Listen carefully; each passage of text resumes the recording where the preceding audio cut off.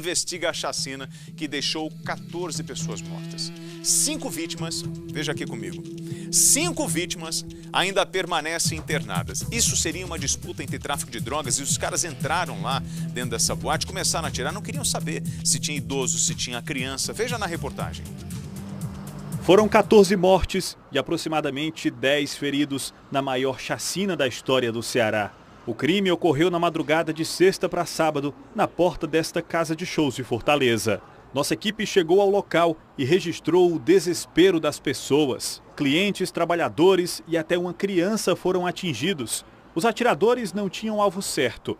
Testemunhas contam que homens chegaram em 3 carros por volta de meia-noite e abriram fogo.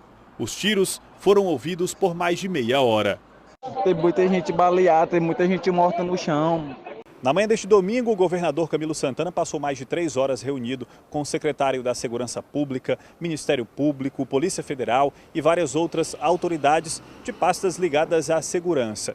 Em debate estão os investimentos e as estratégias que o governo do estado vai ter que adotar para conter o avanço das organizações criminosas que estão realmente tocando o terror no estado. Durante a entrevista, o governador foi questionado por um repórter sobre a perda de controle da segurança do estado.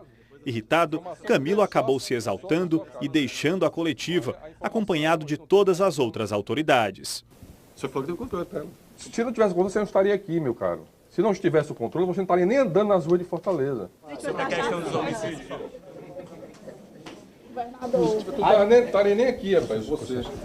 Poucas horas após o crime, o secretário da Segurança Pública do Ceará convocou a imprensa para uma entrevista coletiva. As declarações de André Costa não repercutiram bem. Ele tratou o caso como pontual e comparou a chacina a atos terroristas. São ações como essa que acontecem, inclusive, em países como Estados Unidos e em outros lugares acontece. Pessoas que entram no local, tem tiroteio, matam dezenas de pessoas. É difícil evitar. Apesar do ato possivelmente ter ligação com disputa de facções criminosas rivais, de acordo com a polícia, a maioria das vítimas não tinha envolvimento com o mundo do crime. Entre elas, havia um motorista que estava trabalhando, mulheres e um vendedor ambulante. O filho do comerciante de 12 anos também vendia lanches na porta da festa. Foi atingido na perna e está internado no Instituto Dr. José Frota. Outras 3 pessoas permanecem hospitalizadas. 5 já receberam alta. Ninguém tinha bronca com a polícia. A polícia já fez a identificação das 14 pessoas que foram mortas nesta festa no Ceará. Nós já estamos com imagens ao vivo de Fortaleza com o João Albuquerque. João, me tira uma dúvida. Alguém tinha passagem pela polícia entre essas 14 pessoas? Tinha um alvo? William, muito bom dia, William. Não tinha um alvo. Ontem eu passei a tarde toda lá no bairro Cajazeiras e conversei com muitos familiares das vítimas. E realmente chegamos à seguinte conclusão, isso é uma conclusão minha, a minha observação é que não havia um alvo. Eles foram lá para matar, para desafiar o Estado e para desafiar a facção rival. Meu amigo, é ato de terrorismo, João. Porque quando você tem um caso como esse, pelo menos aqui no Brasil, o que você vê? O cara tem uma disputa de território, está disputando um ponto de venda de drogas, mas nesse caso, pelo seu levantamento, o levantamento da nossa equipe aí na região, não conseguimos encontrar nada a não ser um abuso por parte dessa bandidagem, querendo botar as manguinhas de fora. Isso é ato de terrorismo, então a gente tem que botar força máxima em cima desses caras. E, João, já conseguiram identificar algum criminoso? Tem alguma pista dessa facção envolvida no ataque? A polícia já capturou três indivíduos suspeitos de serem os mandantes e 2 de terem participado da matança, dessa chacina. Olha, William, é importante fazer uma observação. Eles estiveram lá para matar. Não que existisse lá um alvo exato de uma facção criminosa. Mas eles foram para desafiar a facção criminosa rival. Desde o mês de novembro do ano passado, que eles já ameaçavam invadir bairro Cajazeiras. Ameaçavam e circulavam nas redes sociais de que essa facção criminosa, porque existe uma assinatura, tá? Uma facção assume de ter praticado essa chacina. Desde novembro do ano passado que eles faziam ameaça e agora cumpriram. E aí, João, você vê, 6 caras já foram identificados, né? E aquela história, eles foram levar o terror para dizer quem manda. Esses ataques, João, geralmente eles acontecem em comunidades como, por exemplo, quando é retomado o poder no Rio de Janeiro, eles vão lá e retomam o poder de uma comunidade. Os desafetos são mortos, na maioria das vezes, no Tribunal do Crime.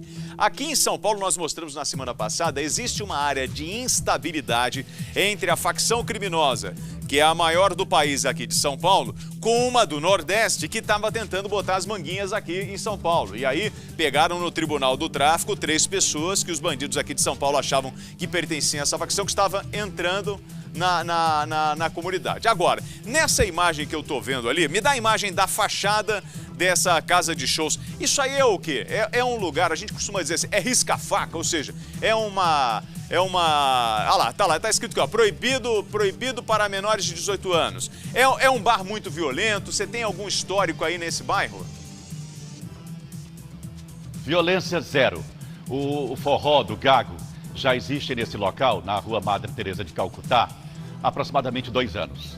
O William, nunca teve uma confusão, nem um empurra-empurra, nem gritos, nada, isso. Absolutamente nada. Esse local aí é o chamado point dessa população simples e humilde. É o único lugar que essa população tem para se divertir. Tanto que todos os moradores agradecem a existência do Forró do Gago, porque lá todo mundo aproveita para poder vender um churrasquinho, vender água, vender um refrigerante. Você entende? Então não existe aí o risca-faca. Olha, aí vai desde senhora de 50 anos a garoto de 16, 17, porque mesmo estando escrito aí proibido para menores de 18 anos, os menores acompanhados com adultos entram e se divertem a noite toda, na sexta e no sábado. Eu vi o governador, ficou até irritado com a pergunta de um colega durante a coletiva de imprensa. Eu quero saber quais são as medidas do poder público agora para restabelecer a ordem nesta região que, segundo você, é uma região pacífica. É uma região que existe, sim, a existência de facção criminosa. Isso não podemos negar. Mas o que predomina é a cidadania. É um povo ordeiro, um povo trabalhador. Onde é que a empregada doméstica mora? A fortalezense que trabalha como faxineira. Onde é que o operário mora? Ali no Cajazeiras. Ali em bairros adjacentes à Grande Messejana e que pertence a essa Grande Messejana, que eu posso comparar, William, com o Guaianazes aí em São Paulo. É uma região muito grande, mas tem os seus subbairros. E Cajazeiras, digamos que seja um subbairro da Grande Messejana. Então é lá, na Cajazeiras que essa população humilde mora. Então veja bem, que existe facção criminosa tentando dominar aquela área, existe tentando dominar toda a capital. Aqui existe uma rivalidade entre duas facções, uma facção chamada... João, eu vou pedir um minuto, João, só para eu me despedir, você que está fora de São Paulo, fique com a programação local.